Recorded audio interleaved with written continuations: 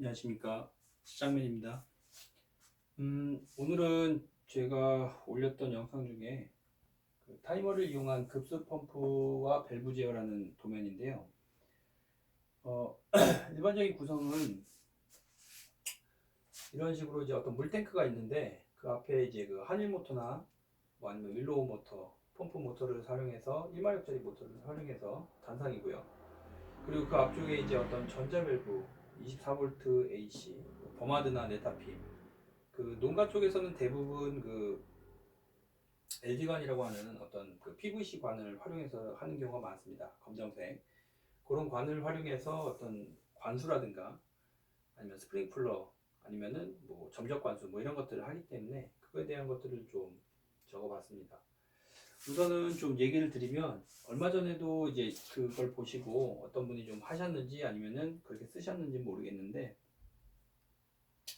아까 말했던 그 네타핌이라든가 아니면 버마드사의 그런 전자밸브 같은 경우에는 그 농가 쪽에서 많이 쓰는 거는 많이 사용하시는 것은 그 24V AC를 많이 사용하십니다. 저도 이제 밸브나 이런 것들 몇 개 보는데 제가 늘 얘기 드리지만 그 어떤 제품을 사용하시기 전에 꼭 거기에 있는 전기 사용 정격이라든가 이런 것들은 참조로 보시는 게 좋을 것 같습니다. 대부분 그 안전이라는 것 측면에서 50V 이하의 24V AC 밸브들을 많이 사용하고요. 가끔 이제 220을 사용하는 것도 있는데 그거는 저는 좀 이제 그 물이나 이런 데 접해 있기 때문에 안전하지 않다, 그런 얘기를 좀 드리고 싶습니다. 그러면 이제 회로 구성은 이제 제가 늘 얘기하듯이 이쪽은 이제 제어 회로 쪽이고 이쪽은 이제 주 회로 쪽이라 하면 좀 나눠서 보도록 하겠습니다. 지금 그 변압기가 아니라 차단기에서 220 들어올 거고요. AC입니다. 그러면 이제 아까 말했던 그 윌로라든가 한일 펌프, 급수 펌프 같은 경우에는 대부분 220을 사용한다고 하면 380 써도 상관없습니다. 220을 쓴다고 하면 이제 그냥 단순히 MC1을 통해서 어떤 자동 제어를 할 수 있게 주 전원을 제어하도록 되어 있습니다. 그리고 그 다음에 이제 문제는 밸브 쪽인데요. 이것을 그냥 병렬로 바로 MC를 통해서 따서 쓰는 경우가 있는데 이런 경우에는 문제가 생기고요. 꼭 여기다가 변압기를 통해서 220V를 24V로 다운시켜주는 그런 역할을 꼭 하셔야 됩니다.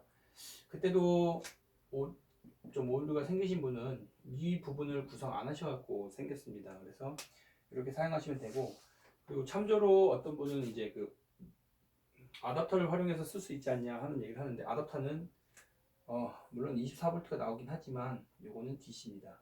DC하고 AC는 다르니까 되도록이면 이걸로 쓰시면 좋을 것 같습니다. 제품 보시고 제품에서 맞는 정격의 전기 제품을 공급해주면 맞을 겁니다. 그리고 그 다음에 이제 뭐 여기는 늘 얘기했듯이 이제 안전용 퓨즈 하나 넣고요. 그리고 자동 제어, 수동 제어 넣는데 이 퓨즈 같은 경우에는 내부 그 제어용으로만 쓰기 때문에 대략 뭐 한 2A, 1A 정도 뭐 이 정도만 줘도 큰 문제는 없습니다. 그리고 그 다음에 이제 그 온오프 버튼 있어갖고 온오프 버튼으로 수동으로 쓸 수 있고요. 자동으로 넘어가게 되면은 해바라기 타이머, 제가 늘 얘기 드렸던 해바라기 타이머로 했을 때 내가 어떤 특정 오전 시간대랑 오후 시간대에만 어떤 물을 주겠다 하면 그쪽을 통해서 이제 들어가게 되는데, 그렇게 되면은 아까 말했던 모터하고 밸브가 동시에 기동하는 그런 형태가 될 겁니다. 그리고 이제 좀 참조로 얘기 드리면 그 제가 올린 영상 중에 아무래도 이 안에서 쓰는 이 모터 같은 경우에는 밸브 같은 경우에는 그 안에 그 공극이 되게 작습니다. 그렇기 때문에 여기다 꼭 그 필터를 쓰시는 게 좋고요.